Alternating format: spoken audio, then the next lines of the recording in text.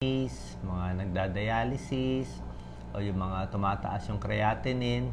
Alam niyo po, sa Pilipinas, talagang ang dami sa atin may sakit sa kidney, ang dami tinatamaan sa sakit sa kidney, at ang dami rin nagda-dialysis. Ang kailangan mag-dialysis, around 80,000 o baka mas madami pa, 80,000 na Pinoy kailangan mag-dialysis. Kalahati sa kanila walang pera pang dialysis at yung iba namamatay na lang.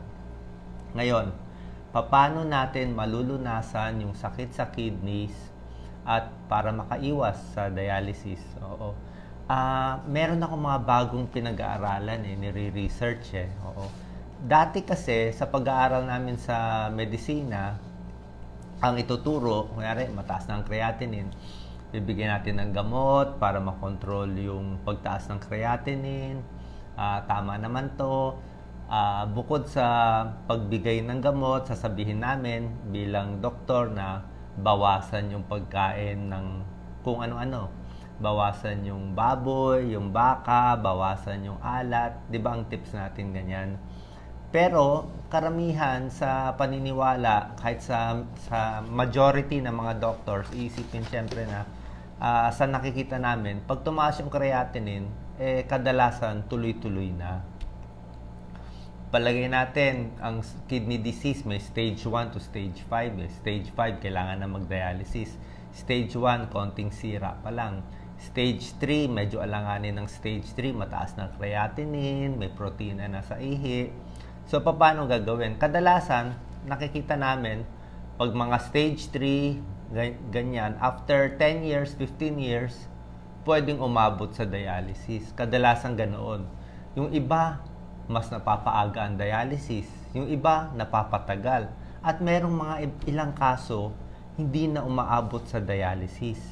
May ilang kaso ako nakikita ng mga stage 3 na gumagaling, bumababa, stage 2, stage 1. Pero bihira yun. Bihira yung gumagaling. Bakit? Yan ang topic natin ngayon. Paano malulunasan? Okay? So, mamaya, ibibigay ko sa inyo ang tips. Pero shortcut ko lang para lang sa mga nagmamadali. Sasabihin ko lang na yung dating payo na bawas taba, bawas karne, bawas protina, parang hindi na yun po pwede sa mga may sira na sa kidneys. Kung mataas na creatinine ninyo, ang payo ni Doc, payo ko iba na hindi na bawas, tanggal talaga. Kalimutan mo na, zero na, zero. Zero karne, zero na, wala ng soft drinks. Ni isang patak ng soft drinks, huwag mo na tikman. Wala na. Kahit isang chichirya, potato chips, mani na maalat, wala na ni isang tikim. Ganon ang tinuturo ngayon. Kasi marami ako nire-research Marami ako nire-research yung mga gumaling sa kidney disease, paano nila nagawa Paano nila gawa? Ituturo ko yung sikreto mamaya, ha? Pero hindi yun shortcut paghihirapan ninyo. Kaya kung ready kayo magsipag, talagang magtiis sa bawal, talagang susundin nyo lahat ng payo, posibleng gumaling ang kidney disease, which is good news Kaysa may tanning na, tuloy-tuloy na tayo sa dialysis. Kasi ang dami talaga ngayon. Alam nyo naman ang dialysis, di ba? Mga 400,000 a year or 500,000 a year. Kidney transplant, 1 million or more. So, hindi natin kaya bayaran yan. Di ba? Kaya magtiyaga na tayo. Umpisahan natin Pag nasisira kasi ang kidneys, napakaganda ng kidneys natin Binigyan tayo ng Diyos ng 2 kidneys Kanan, kaliwa. Pero pwede tayo mabuhay ng isang kidney. Kaya nga pwede mag-kidney donor 2 kidneys natin, pero sa tigas ng ulo natin, sa mga kinakain natin, kain sa labas, wala tayong magagawa sasabihin ng iba, ba't binibenta? Huwag tayong maniwala sa mga binibenta. Hindi porke binibenta sa supermarket, okay.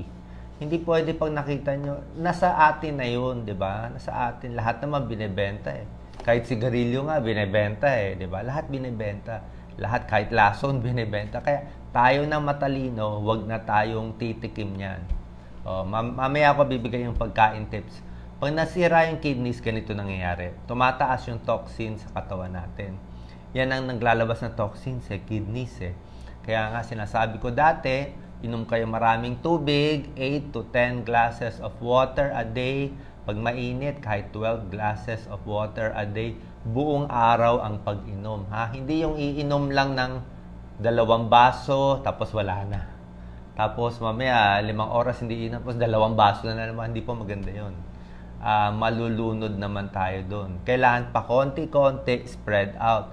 1 baso sa paggising, 1 baso after 2 hours, after 2 hours, 1 baso.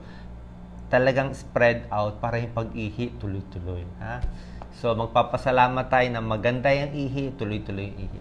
Ano muna sintomas? Para makasigurado na may sakit sa kidney, papacheck tayo ng urinalysis. Di ba?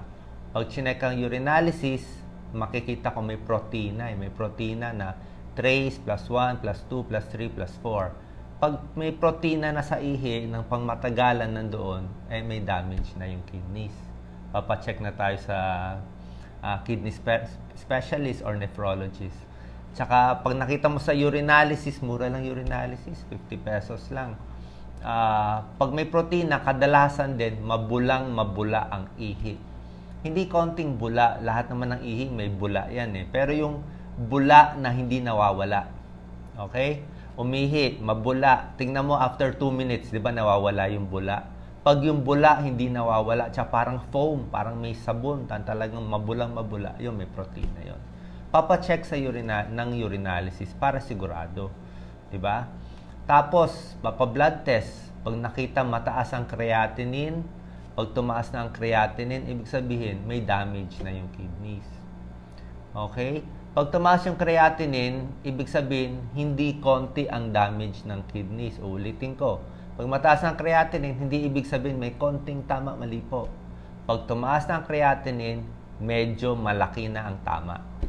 Kasi nga, kahit may sira na ang kidneys, kinakaya pa niya normal creatinine. Kapag tumaas yan, nag-warning light na yan, tumaas ang creatinine nyo, siguro mga 30-40% may sira na. Meron pang mga test ginagawa ang mga kidney specialist na mas malalim, na mas mahal, nakikita mismo yung function ng kidneys para masabi kung stage 1 hanggang stage 5. Ngayon, gusto natin stage 1 to stage 3, medyo mataas pa lang creatinine, ibababa natin. Ano sintomas? Sintomas, napapagod. Diba? Mas pagod sila kahit walang ginagawa. Pagod. Bakit pagod?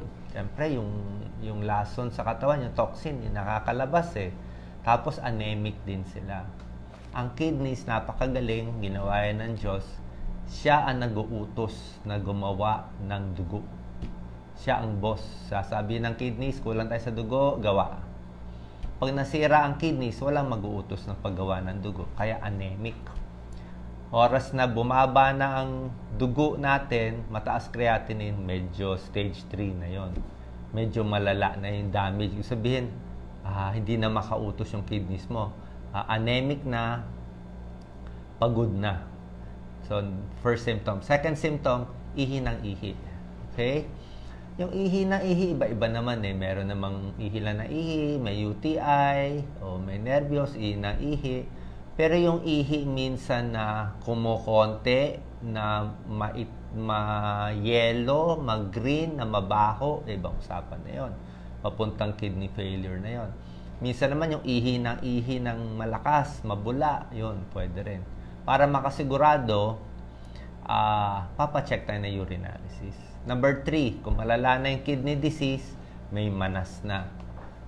Kadalasan nagmamanas sa muka, parang maga yung muka, kamay, yung singsing, di na magkasya.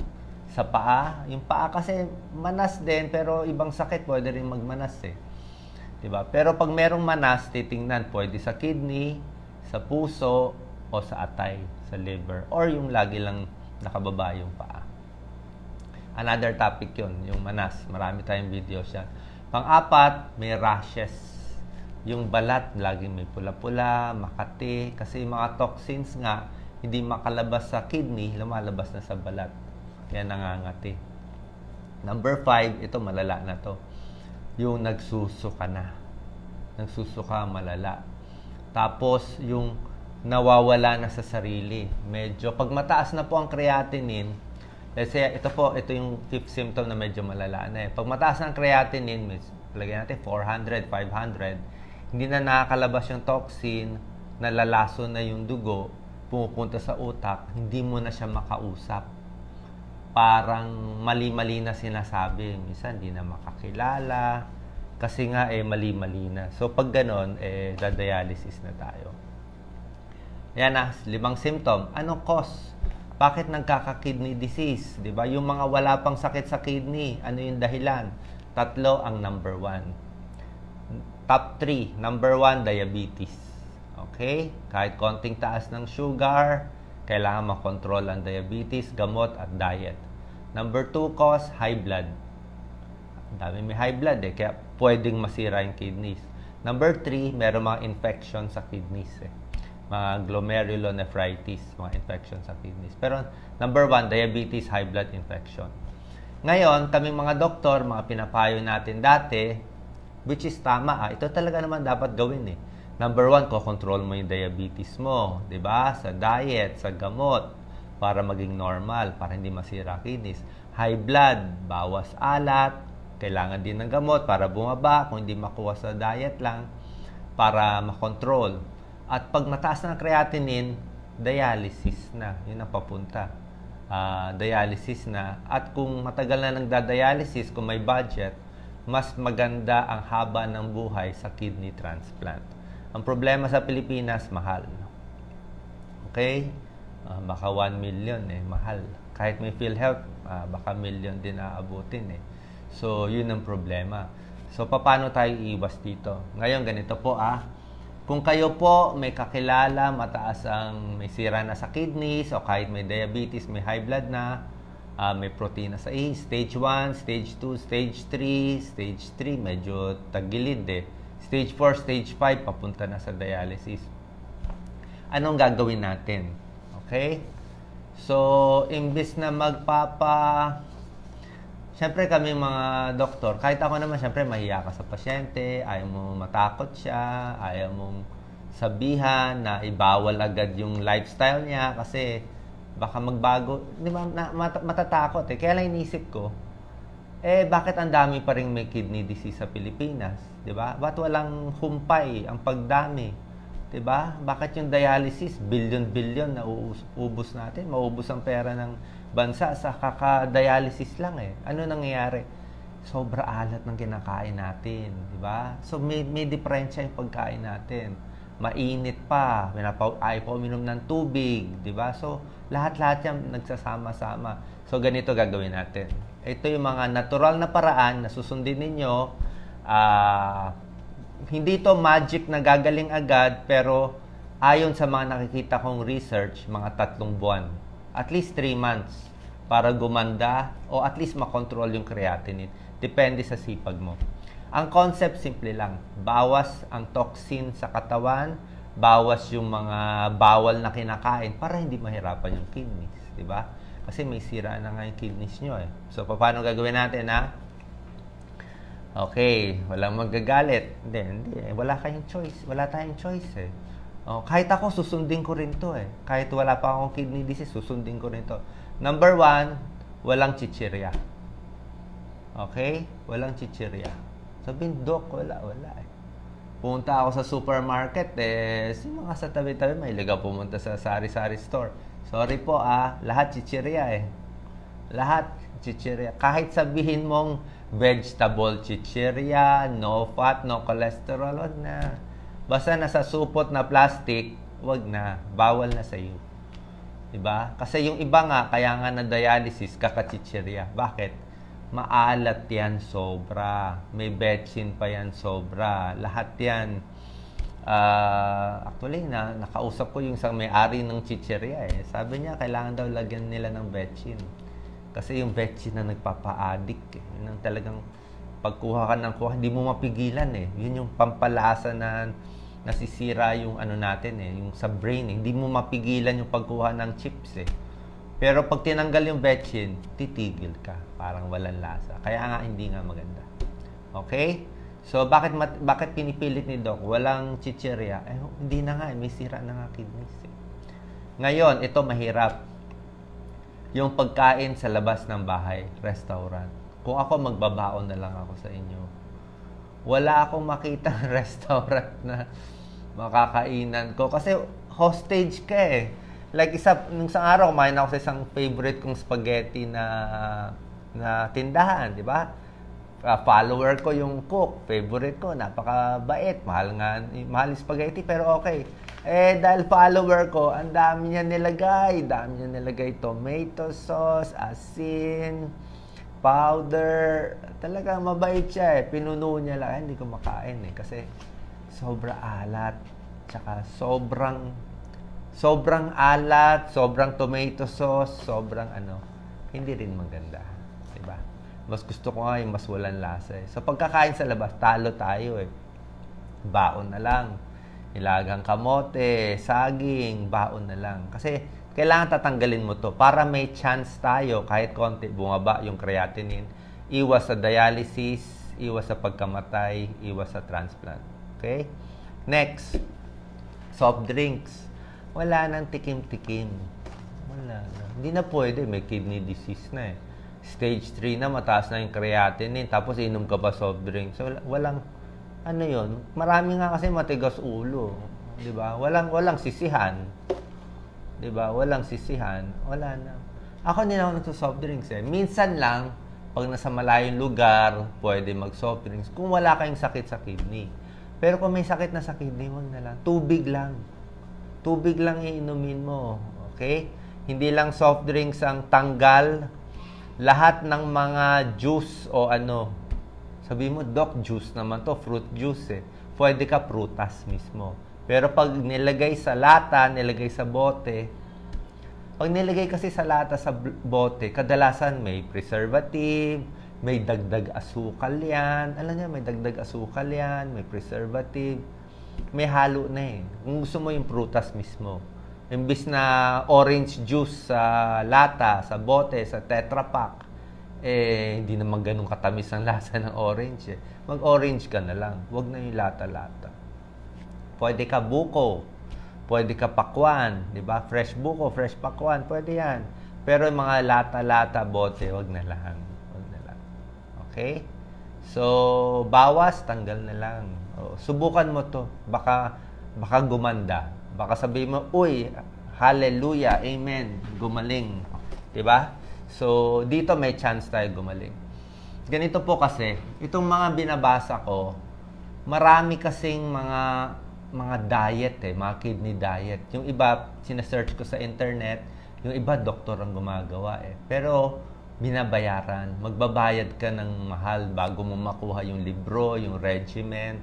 Kaya ni-research ko yung mga concept na lang. Kaya binibigay ko sa inyo ng libre. Kasi hindi nyo makukuha ng libre. Hindi nyo makukuha ng libre kasi yung pe-press mo yun eh, click eh. Tapos magbabayad ka ng dollars para makuha mo yung information eh. Ganun sila. Kaya ako, inaral ko na lang para makalibre ang buong Pilipinas at Tagalog. Okay? Ganito rin ang konsepto nila eh. Pareho din. So, tanggal-tanggal lahat sa mga supermarket. Halos wala kang maibili. Mga fresh lang. Ito pa. Next. Carbohydrates. Kanin. Kaning puti. O baka marami magalit. Kanin, kalaban. Paano magiging kalaban? Huwag masyado maraming kanin. Kung gusto mo, 1 cup. Kung gusto mo 1 cup rice, half cup rice. Pwede ka magkanin pero hanggang half cup or 1 cup lang. Hanggang ganun lang. Kung gusto mo mag-brown rice, pwede. Brown rice, pwede. Pero yung kaning 3 plato, wala eh. Magkaka-diabetes tayo niyan. Dahil pag sobrang kanin, o kahit tinapay na pandesal, kanin din yon, french fries, mamantika, kanin, french fries, pandesal. Pag dinamihan mo yan, hirap na hirap yung pancreas natin. Bakit mahirapan? Puro carbohydrates, tataas yung blood sugar mo. So, maglalabas yung katawan mo ng insulin. Mamaya, mapapagod na yung pancreas mo maglabas ng insulin. Sabi niya, kain ka na kain ng kanin eh. Only rice, di ba? Only rice, 3 cups. Sabi ng pancreas mo, pagod na ako kakagawa ng insulin, bahala ka na sa buhay mo, hindi na ako gagawa. Pag blood test, mataas na blood sugar. Bakit? Wala na insulin eh.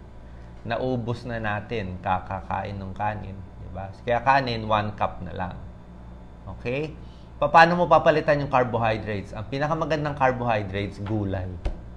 Gulay talaga, mga repolyo, kangkong. Kaya ako ngayon, puro repolyo, kangkong. Yan ang i-1 cup mo o i-2 cups mo. Okay, 1 cup o 2 cups. Hugasan na lang maigi. Ha? Hugasan maigi, mas panalo tayo sa gulay. Kasi marami siyang sustansya mismo eh. Yung gulay mismo. Yung kanin, wala eh. Kanin puti eh. Parang asukal lang eh. Diba? So, ganun gagawin natin. Gulay ang dadamihan. Babawasan yung kanin. Pwedeng brown rice. Gusto mo wheat bread. Tapos, ano yung mga klaseng gulay? Tuturo natin mamaya. Ha? So, ganyan. Number 3, napakahirap na mga diet natin. Kailangan high fiber ang kakainin nyo. Mataas sa fiber. Marami sa internet nagsasabi gumaling kidney disease nila sa fiber diet. Yung iba fiber supplement. Naniniwala ba ako doon? Medyo may sense eh. Wala naman sila mapapakitang 100% tunay. Pero may sense yung mataas yung fiber. Kasi yung mataas na fiber nakukuha mo sa gulay eh. Mga talong, di ba? Maraming fiber yun eh, di ba? Talong, kangkong, yan, mga repolyo, matataas sa fiber yan. Pag maraming fiber, mas lumalabas yung cholesterol. Sumasama yung cholesterol eh. Tsaka kung maraming fiber, mabilis ang galaw ng dumi natin. So, mabilis, everyday dudumi ka. Hindi mag-iipon yung mga toxin sa katawan. Ayaw mo nga ng toxin eh. Diba? So, may sense eh. Para sa akin, itong fiber, may tulong. Kahit ako, umiinom ako ng fiber supplement eh. Para saan yung fiber supplement? Pang ano po yun? Hemorrhoids, almoranas. Pag may almoranas ka, kailangan malambot ang dumi, kailangan mo fiber supplement. Pero konti lang iniinom ko. Hindi 2 tablets, mga half tablet lang ako. Pero ngayon, naubusan ako ng fiber supplement, gulay na lang. Kangkong, 1 cup, 2 cups every day. Ha? Anong luto? Konti lang mantika, walang baboy, walang ano. Gulay lang talaga, kangkong lang. Tapos hinihiwa namin maliliit yung kangkong para mabilis makagat. So, high fiber diet, gulay, pwede mag-fiber supplement kung gusto nyo. Okay? Baka makatulong. 10 glasses of water. Okay? So, yan ha. Ulit-ulitin nyo na lang. Susulat ko rin to. At ang pinakamahalaga, kung mataas na ang creatinine, may kidney problem na, bawas protina. Ito, mabigat to. Bawas protina. Paano bawas? Kung gusto nyo, wala na lang samaan ng loob. Mag-vegetarian na lang tayo. Mag-vegetarian tayo. Proven eh, mahaba talaga buhay nila eh. Mahaba talaga buhay. Pag nag-vegetarian talaga, mahaba buhay. Karne, wag na lang. Tanggal mo na lang. Baboy, baka, goodbye. Pati manok nga eh. Actually, sa diet nila, baboy, baka, pati manok, tanggal eh. Ang natitira na lang isda at gulay. Kasi nga mataas na yung creatinine, stage 3 kidney disease na, yung isda na lang pwede pa konti-konti, mga 2 times, 3 times a week. Tapos gulay, doon na nakukuha yung protina. Para may chance kahit pa paano, mapigilan mo yung pagtaas ng creatinine. Diba? So yun, tanggal karne, gulay, isda lang, bawas talaga protina. Pag maraming protina, hirap ang kidneys.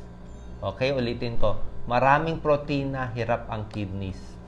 Sabi nga ng expert natin na nephrologist, pag kumain ka ng isang karne na malaki, yung kidneys mo, imbis na nagpapahinga siya, yung andar niya mabagal, parang naglalakad lang yung kidneys mo, takbo ka na ng takbo. Yung kidneys mo tumatakbo, hirap na hirap sa protina. Kasi ang protina, pag nadurog, maraming mga parang mga waste products, mga toxins na hihirapan. Okay? Gulay, isda na lang at prito, iwas. Kung pwede, ihaw o paksyu, pwede yan, suka, pwede. Yung mga toyo, patis, bagoong, di ba? Kalimutan na natin. Ulitin ko, toyo, patis, bagoong. Kung ako maglalagay man ng patis, isang patak-patak lang. Alam mo yung patak? Lagyan mo yung karne mo, patak lang. Patak sa walang sakit. Pero kung may sakit, wala na. Ano ipapalit? Kalamansi, lemon, suka. Kalamansi, lemon, suka. Yan ang pangsawsawan mo. Kahit marami, okay lang yun. Okay? Sobra tayo stricto sa diet nyo. Sobra tayo stricto. Ito kasi na-research ko eh. Kaysa, yung iba kasi, ang tinuturo, medyo mali eh. Yung sasabihin, mag-fiber supplement ka lang, gagaling ka na. Hindi naman ganun one shot eh. O yung parang walang sense yun eh. O mag-baking soda ka na lang, gagaling ka na lang. Hindi rin. Baking soda, kung gusto nyo, kailangan alam ng kidney specialist. Hindi pwede po kayo-kayo lang basta. Kasi baking soda, sodium bicarbonate yun eh. Baka masyado maging alkaline yung dugo, magkaloko-loko, ma-hospital tayo. Ha? Hindi basta-basta yun. Hindi basta-basta. Huwag paglaruan yung acidic, alkaline masyado. Ha? Pag talagang sodium bicarb na, pakita kayo sa doktor. Kailangan balance lang eh. Ha? Balance ang buhay. So, ulitin ko itong mga tips ko ha. Ulitin ko lang para malinaw. Sitseria, kalimutan na. Para to sa may kidney disease ha. Pag susundin to, posible malunasan. Posible gumaling. Ilang percent, hindi ko masasabi. Pero ito pinaka-best chance nyo. So, imbis na papayo namin dati na bawas, kakabawas, kain pa rin naman ng kain eh. Diba? Kaya nga nagkakasakit, may sira ng kidney, sige pa rin. Diba? Walang chicherya, kung pwede hindi kakain sa labas, magbaon na lang. Tanggal, soft drink, 0. Kahit diet, 0. Ang pwede lang talaga tubig. Huwag nyo na tanungin ano pwede inumin tubig. Tubig lang. Lagyan nyo ng lemon, pwede. Lagyan nyo ng kalamansi, tubig. Buko, pwede. Pakwan, pwede. Okay? Tapos, sa carbohydrates, kanin, sa plato lang. Okay? Gusto nyo brown rice. Lahat ng prito, iwasan. Gulay, damihan nyo kahit 2 cup. 2 cup ng gulay. Mga favorite ko. Iba't iba. Chapsuy, pwede. Halo-halo. Tapos, gulay. High fiber dapat. Pwede mag-fiber supplement. Kung may alam kayo fiber supplement. Wala naman masama sa fiber supplement. Bali, wala yung safe yun. Fiber lang yun eh. Parang gulay lang yun eh. Ilalabas din natin yun. So, fiber supplement or mag-high fiber diet. Tubig, 10 to 12 glasses. Tapos, yung protina, babawasan. Mag-try nyo muna. Minsan lang naman eh. Dati nag-vegetarian ako 2 years eh. Walang baboy, baka, manok, ano lang. Gulay, isda lang ako. Okay? Bukod dito, kailangan din may exercise, tuloy-tuloy. Pero hindi yung gym may kidney disease na. Yung exercise, lakad-lakad, yung mga tinuturo kong stretching, pampatigas ng muscle. At last, bawas stress. Bawas stress din. Kaya dapat talaga relax. Dasal, meditation, di ba? Huwag masyadong magpapainit, di ba? Huwag masyadong magpapagod. Yung normal lang. Normal lang kasi nga inaalagaan natin yung kidneys mo. At sa pagluluto, kailangan malinis na malinis na malinis. Okay? Paanong linis? Hugasan nyo maigi. Di ba? Yung sa gulay, sa prutas, hugasan nyo maigi. Kahit sabihin nyo pa may pesticide, may wala tayong choice eh. Wala tayong kakainin iba. Pag di mo kinain yung gulay at prutas, wala ka na. Mapupunta ka sa pork chop and rice. Di ba? Pag tinanggal mo gulay at prutas, magiging pork chop and rice. Doon tayo patay. Doon tayo laging lagot.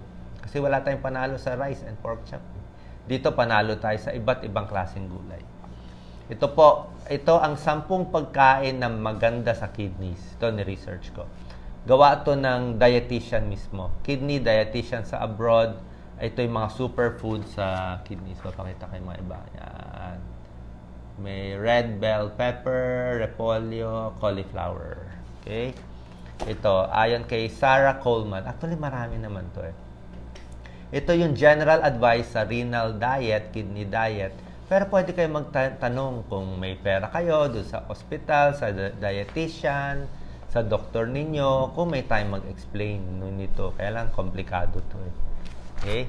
So, meron tayong mga superfoods na makakatulong sa'yo na hindi lalo mamamaga yung mga ugat natin. Kasi nga, yung mga processed, di ba? Yung mga processed food. Basta nasa supermarket, kadalasan processed eh.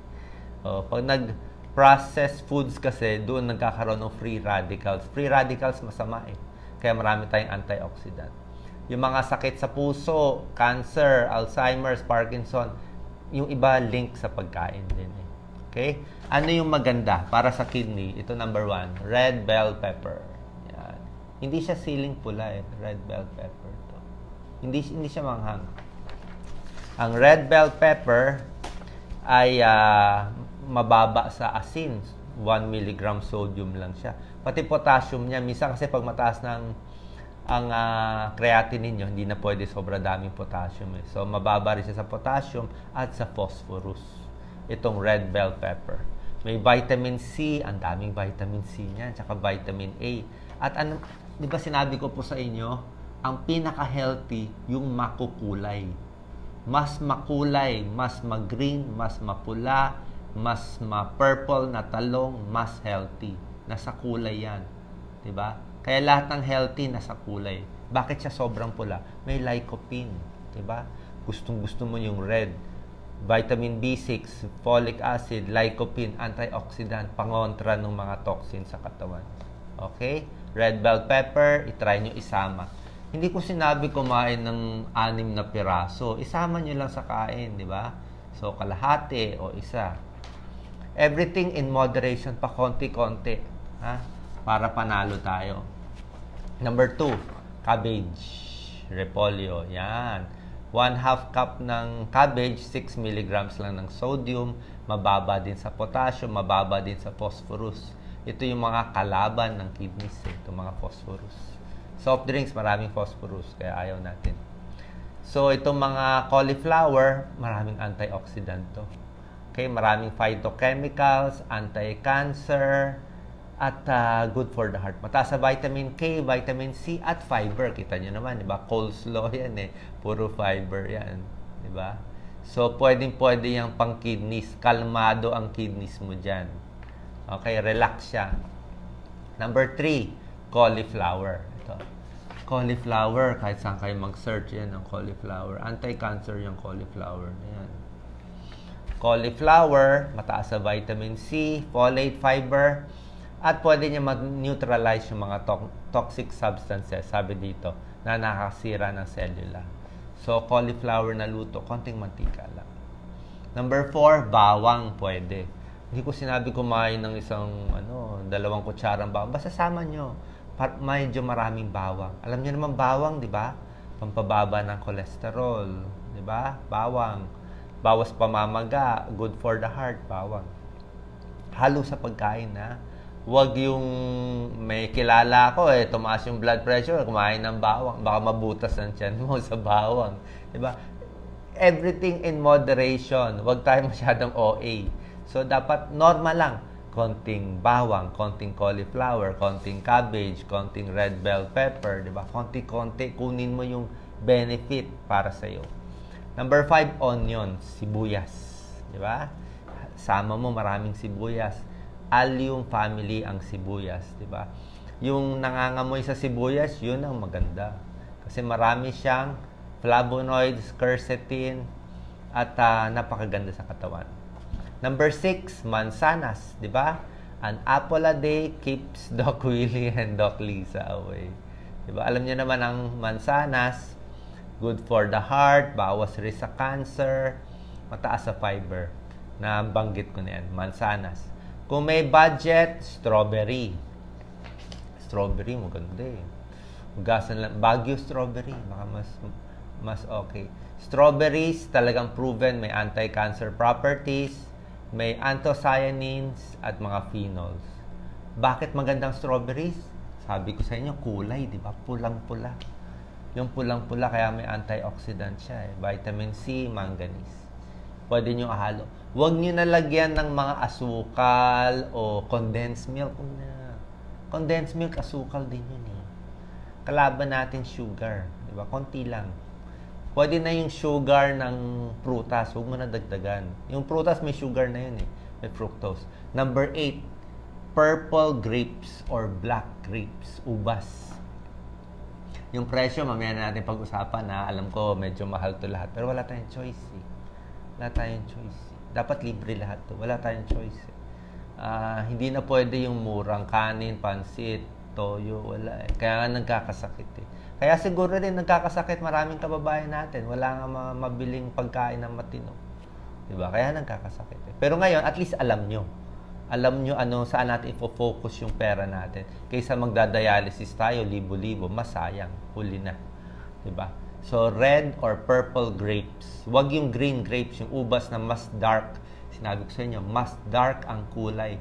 Marami siyang flavonoids, meron siyang resveratrol.